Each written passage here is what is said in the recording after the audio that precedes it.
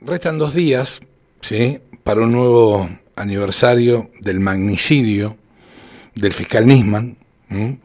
Y Héctor Gambini, secretario de redacción del diario Clarín, publicó un video, obviamente, en este diario, donde destaca punto por punto cómo hicieron para matar al fiscal y por dónde pudieron salir los asesinos. A continuación, te vamos a presentar el audio de este tema tan importante y tan revelador en la voz de Héctor Gambini. Ahí va. El 14 de enero de 2015, el fiscal Alberto Nisman denunció a la presidenta Cristina Kirchner por encubrir a los iraníes que volaron la AMIA. 4 días después, tenía un tiro en la cabeza. El expediente que investiga su muerte tiene más de 50.000 fojas. Si las pusiéramos en fila india, abarcarían 15 kilómetros de papeles. Con el expediente Nisman se puede cubrir todo el camino desde el obelisco hasta la Quinta de Olivos. Pero, ¿qué hay ahí? ¿Dónde dice que a Nisman lo mataron? ¿El departamento estaba cerrado por dentro? ¿Qué tiene que ver con todo esto el incendio que se produjo en la Casa Rosada y se mantuvo en secreto?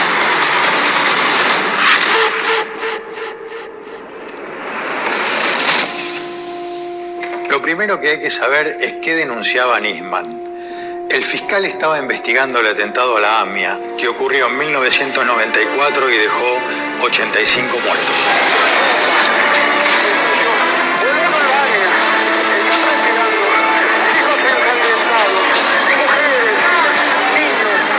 En esa tarea encontró escuchas que hacían mención a personajes del gobierno de Cristina Kirchner. Estaban negociando con allegados a la embajada de Irán en Buenos Aires. En cientos de conversaciones se sugería un acuerdo entre gobiernos donde Irán podría obtener impunidad para los acusados de planificar el ataque a la AMIA. Argentina, a cambio, obtendría energía y petróleo. Según Nisman, todo eso terminó en un memorando de entendimiento firmado en 2013 en Etiopía, con cláusulas muy ventajosas para los acusados. El punto 7 del memorando contemplaba que el acuerdo sería enviado a Interpol para intentar que se levantaran las alertas rojas contra los iraníes denunciados. A Irán lo que le importaba eran las circulares rojas. Si se daba, el comercio era un medio, no era la finalidad. Para Argentina sí era la finalidad. Interpol no levantó las alertas rojas, pero las suavizó. Agregó una leyenda donde decía que los países involucrados estaban negociando una solución entre ellos. Se iba a solucionar por cooperación mutua entre ambos estados. Eso, un buen criollo, un lenguaje diplomático, se le está diciendo a Noble: señor, usted ya no tiene nada que ver en esto. Él y yo nos pusimos de acuerdo. Ya está, bájela. Para el fiscal Nisman, el memorando fue el instrumento para blanquear que los iraníes ya no serían perseguidos. Para Nisman, el memorando era la prueba de la impunidad. Quería hacer una mención a la procuradora, la doctora Gil Carbó, que se tomó el trabajo de llamarme y muy gentilmente decirme: doctor, mire, pasa esto, no quiere que usted, yo sé que usted tiene custodia, no quiere que se le incremente. Pero la verdad, doctora, hoy lo voy a repensar.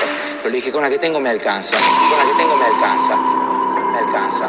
Ahora vamos a hablar del crimen. El 14 de enero, Nisman había denunciado a la presidenta Cristina Kirchner. El lunes 19 tenía que ir al Congreso a explicar detalles de su investigación. Jamás llegó. El domingo 18 estaba muerto. ¿Qué pasó en esos 4 días? Nisman había presentado la denuncia, pero no las pruebas. Nisman llevaría las pruebas al juzgado el lunes, justo antes de ir al Congreso. Es decir, durante el fin de semana del crimen, el gobierno de Cristina no sabía qué tenía el fiscal contra ellos.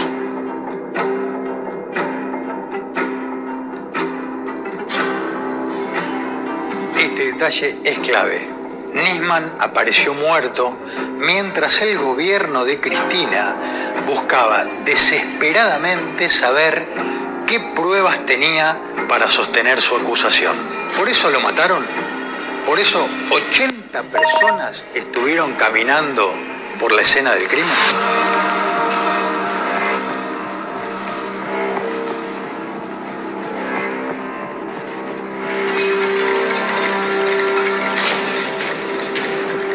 El misterioso incendio en la Casa Rosada. Durante aquellos días de incertidumbre para el gobierno de Cristina Kirchner, un dato estaba muy claro. Tarde o temprano, la justicia iba a terminar pidiendo los registros de entradas y salidas de la Casa Rosada desde 2011, cuando se había empezado a negociar el pacto con Irán. ¿Quiénes habían ido a ver a Cristina en aquellos días? ¿Cuánto tiempo duraban esas visitas? El sábado 17 de enero, apenas horas antes de que Nisman fuera hallado con un tiro en la cabeza, un depósito en el subsuelo de la Casa Rosada se prendió fuego. En ese incendio solo se perdió una cosa: los registros de 130.000 entradas y salidas de la Casa Rosada desde el año 2011, justo cuando se había comenzado a negociar el pacto con Irán. La policía de la propia Casa de Gobierno hizo un sumario interno al que denominó alerta, como si el incendio nunca se hubiera consumado. Con eso evitó la intervención judicial. La conmoción por la muerte del fiscal, horas después, ayudó a mantener el episodio del incendio en absoluto secreto. Recién a fines de marzo, el ministro Aníbal Fernández respondió una pregunta sobre el hecho y mintió 2 veces. Primero dijo que el incendio había ocurrido el 21 de febrero, 35 días después de la fecha real. Después aseguró que toda la información de las entradas y salidas a la Casa Rosada desde el año 2011 hasta el 2015 había sido recuperada. No fue así. Esos registros se perdieron para siempre. 3 datos más. 1. El origen del incendio jamás se investigó. 2. El responsable de la seguridad en el edificio era el secretario general de la presidencia. En ese momento, el mismo Aníbal Fernández. 3. El software del sistema de los registros perdidos era de la empresa NEC. Su director en la Argentina era Carlos Martín Ángile, un amigo personal de Aníbal Fernández. Uno de los principales mitos sobre la muerte de Nisman que se mantiene hasta hoy es que nadie pudo haber salido del departamento porque la puerta estaba cerrada del lado de adentro. Eso no es así. Con el país en conmoción por la muerte de Nisman, el gobierno emite un comunicado oficial. Este comunicado se escribe a las 3 de la mañana en el Ministerio de Justicia, donde hay una mini reunión de gabinete de crisis. Ahí llega el ministro de Justicia, Julio Alac, directamente desde La Plata, de urgencia, a la madrugada. El secretario de Seguridad, Sergio Berni, que venía desde la escena del crimen. Y por teléfono, Cristina Kirchner. El comunicado tenía 2 datos imprecisos que alentaban a pensar en el suicidio. El primero, textual: la puerta se encontraba cerrada con la llave colocada en la cerradura por dentro. El segundo: junto al cuerpo de Nisman se encontró un arma de fuego calibre 22, además de un casquillo de bala.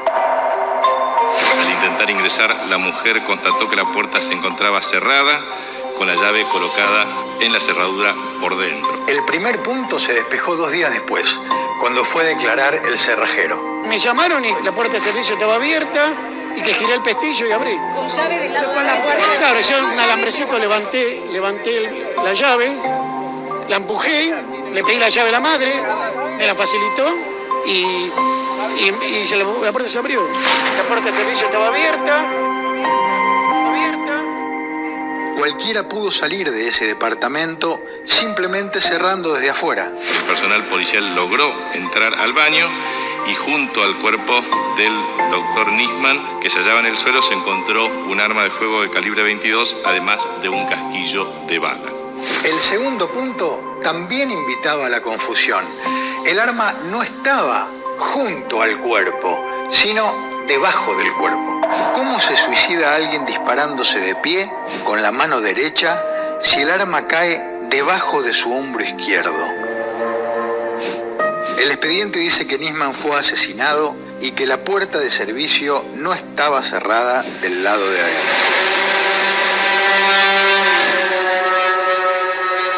Pero ¿cómo murió Nisman, según las constancias que hay en el expediente? Tras la muerte del fiscal hubo 5 estudios forenses. Primero, la autopsia. Ahí no se indica si el disparo fue autoprovocado o ejecutado por terceros. Segundo, la junta médica. Esta es una autopsia ampliada. Ahí, con la firma de 14 expertos, entre ellos el decano del Cuerpo Médico Forense y el director médico que hizo la autopsia original, confirman que no se puede afirmar con rigor científico ni que sea un suicidio ni que sea un asesinato. Tercero, 4 peritos de la Federal analizan las gotas de sangre y ubican a Nisman parado frente al espejo del baño en una situación de probable suicidio. A pesar de esto, los mismos policías advierten que sería mejor determinar la muerte del fiscal con un análisis multidisciplinario. Cuarto, una autopsia psicológica, también del Cuerpo Médico Forense, dice que no es posible inferir que Nisman cursara algún tipo de problema asociado a conducta autodestructiva. Quinto, la pericia de gendarmería. Acá está el análisis multidisciplinario. Firman 35 peritos de diferentes ramas de la criminalística y aseveran, sin dudar, que Nisman fue asesinado por 2 personas en el baño de su departamento mientras lo sostenían desde atrás con una rodilla en el piso de frente a la bañera. Este es el informe más completo del expediente y la conclusión a la que llegó la justicia para considerar que a Nisman lo asesinaron. Pero hay más. En una muerte violenta con armas de fuego hay una pregunta. ¿Quién disparó? Esta pregunta tiene únicamente 2 respuestas posibles. O la persona fallecida o un tercero. Entonces, ¿disparó Nisman el arma que lo mató? Primera prueba, el dermotest. Ninguna de las manos de Nisman tenía restos de pólvora. La pistola dejó restos de pólvora en las manos de todos los peritos que la dispararon después. Entonces, Nisman no disparó. Si él no disparó, lo mataron. Segunda prueba, huellas digitales. El arma no tenía huellas de nadie, ni siquiera de Lagomarsino, que confesó entregársela a Nisman. El arma fue limpiada. Tercera prueba, la posición final de la pistola. Si Nisman se suicida disparándose a la derecha de la cabeza, parado frente al espejo, y cae hacia atrás en línea recta, paralelo a la bañera, ¿por qué el arma aparece debajo de su hombro izquierdo en vez de estar a la derecha del cuerpo, como la vaina servida de la bala que lo mató? Cuarta prueba, la gran salpicadura de sangre sobre el lavatorio del baño no se condice con la situación de suicidio frente al espejo, sí con la posición de rodilla frente a la bañera. Esa sangre no salió de la boca de Nisman, sino de la parte derecha de su cabeza, concluyeron los peritos. Según el expediente, Nisman no se suicidó, y si no se suicidó, lo mataron. Pero, ¿cómo hicieron los asesinos para salir del baño? Lo primero que hay que saber es que apenas ocurrido el asesinato, la escena del crimen no era tal como la conoceríamos después con las fotos de los forenses. Para empezar, el gran charco de sangre debajo del cuerpo de la víctima no estaba. El charco se formó porque siguió saliendo sangre del orificio de la bala durante muchos minutos después de que ocurriera la muerte. Es decir, la respuesta a la pregunta de cómo hicieron los asesinos para no dejar huellas de sangre de sus pies afuera del baño es muy sencilla. Apenas ocurrida la ejecución, ese charco de sangre no estaba allí. El otro punto es la cabeza de Nisman, que quedó apoyada contra la puerta. Quienes siguen sosteniendo el suicidio dicen que no se podía salir del baño porque la cabeza trababa la apertura normal de la puerta y solo permitía abrir una pequeña endija. Esto tampoco es así. El cuerpo adquiere rigidez tiempo después de la muerte. Si alguien salió del baño, pudo hacerlo perfectamente porque el cuerpo aún estaba flexible y la cabeza de la víctima no impedía abrir ni cerrar la puerta con normalidad. Una vez fuera del baño, los asesinos pudieron salir por la puerta de servicio, que estaba abierta, como vimos, y bajar por las escaleras donde no había cámaras. También pudieron salir por una puerta interna que daba al sitio donde estaba el motor del aire acondicionado. Este pasillo se comunicaba con un departamento vecino. ¿Y es posible que hayan salido del complejo Le Parc sin ser filmados? Sí, porque muchas de las cámaras no funcionaban, como declararon en la causa 350 vecinos del complejo. Pero también los asesinos pudieron caminar tranquilamente hacia otra torre interna, sin salir de Le Parc, y quedarse ahí incluso varios días, hasta que pasara todo. Para la época del crimen, muchos departamentos de Le Parc estaban alquilados temporariamente y los registros de esos inquilinos jamás aparecieron o nunca pudieron completarse. Los espías estuvieron muy activos. Nunca había sucedido antes ni sucedió después en un domingo de enero. El día en que hallaron muerto a Nisman, 89 espías de la CIDE estuvieron activos, trabajando, sobre todo en equipos en la calle. Eso nunca había sucedido antes. Las comunicaciones entre ellos comienzan a la mañana temprano, antes de que los custodios de Nisman se encuentren para ir a ver al fiscal a las 11 de la mañana, y se cortan abruptamente minutos antes de las 10 de la noche, un ratito antes de que Nisman sea oficialmente hallado. El gobierno diría luego que los espías estaban activos porque habían robado un misil en La Plata y porque habría un Boca River de verano en Mar del Plata. Pero, ¿por qué entonces gran parte de esos espías trabajaban en la zona de Puerto Madero, donde vivía Nisman, y en el barrio cerrado de Martínez, donde vivía Lagomarsino, el informático que trabajaba para Nisman y que dice que llevó el arma asesina a la escena del crimen? Los espías declararon en la justicia que la CIDE era un caos total. Nadie respondía al interventor que había puesto Cristina, Oscar Parrilli, y los distintos grupos operativos se fragmentaban en internas para reposicionarse tras la partida del ex jefe Antonio Stiuso, a quien Cristina Kirchner había echado justo un mes atrás. En los llamados cruzados de ese fin de semana aparece también César Milani, jefe del ejército y del sistema de inteligencia paralelo que había montado Cristina Kirchner. Todos los llamados entre sí de los espías ocurridos aquel día terminaban en Juan Martín Mena, el segundo de Parrilli en la CIDE y todavía hoy el principal estratega judicial de Cristina Kirchner. Uno de los principales personajes de esta historia es Diego Lagomarsino. Diego Lagomarsino está procesado por ser partícipe necesario del asesinato de Nisman. Es quien dijo haber llevado el arma al fiscal por pedido de Nisman. En ese momento me dice, ¿tenés un arma? Me dejó totalmente mal parado, me dejó... No entendía nada porque... Imagínense ustedes si están con una persona que es su jefe y les pregunta eso. O sea, fue una reacción, la reacción mía fue... No lo podía creer que me esté preguntando eso. Y lamentablemente le dije que sí. Y dije, ¿pero para qué la querés? Y él me dijo, en realidad tengo miedo por las chicas.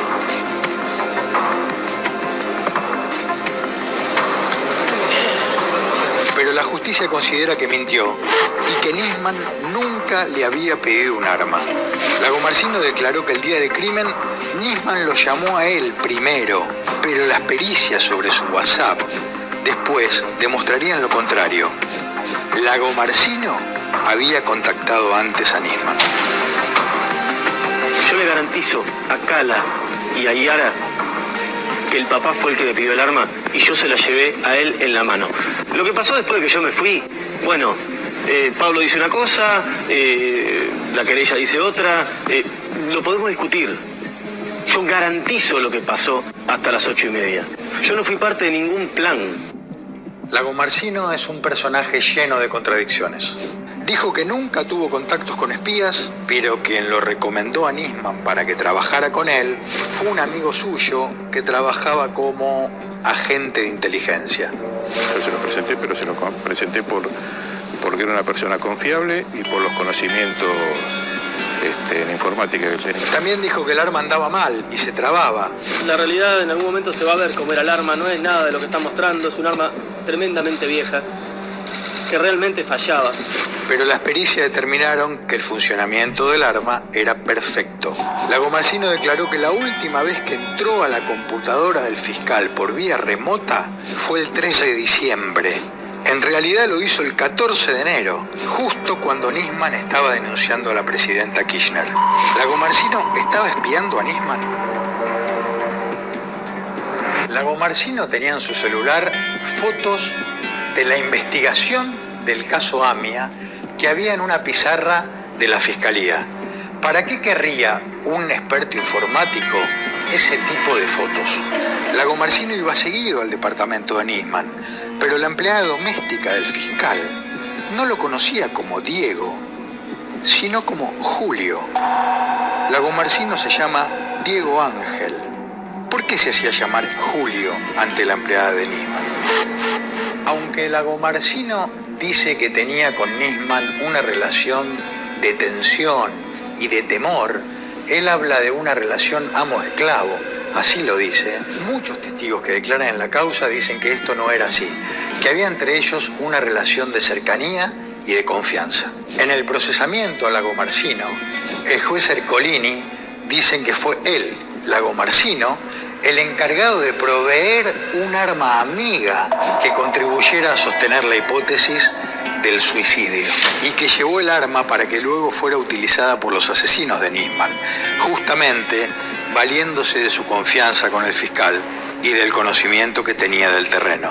Lagomarsino niega las imputaciones, se declara inocente y sostiene, al menos en los medios, una extraña hipótesis: que Nisman se autodisparó mientras jugaba con la pistola. Él tampoco cree que Nisman estuviera deprimido ni atravesara ninguna crisis. Nisman tenía un arma igual a la de Lagomarsino. Si pensaba matarse, ¿por qué se la pediría a un empleado informático en vez de usar la suya? Un detalle más. Hay por lo menos 3 testimonios en el expediente que dicen haber visto a Lagomarsino antes del crimen de Nisman y en circunstancias curiosas. Uno de esos testimonios es el del ex jefe de la Policía de Seguridad Aeroportuaria, que dice que alguien muy parecido a Lagomarsino le fue a ofrecer información secreta sobre narcotraficantes. Los otros 2 testimonios son de familiares de una víctima de Cromañón que aseguran que era Diego Lagomarsino el que se presentó como un fotógrafo freelance para tratar de obtener información sobre las víctimas de Cromañón. Es decir, estos 3 testimonios lo muestran a Lagomarsino mucho antes del crimen de Nisman, moviéndose como si fuera un espía.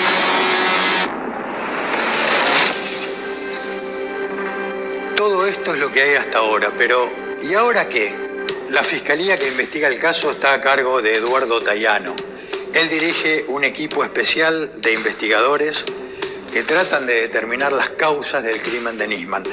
Toda la causa, 50.000 fojas, están guardadas en un cuarto con rejas y custodia de la gendarmería. Los investigadores buscan el motivo del asesinato entre las complejas internas de los espías que se libraban en el momento del crimen.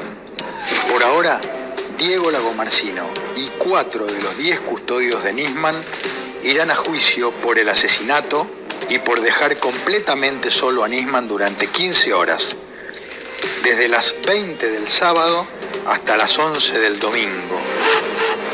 En esa ventana horaria mataron al fiscal que había denunciado a la presidenta.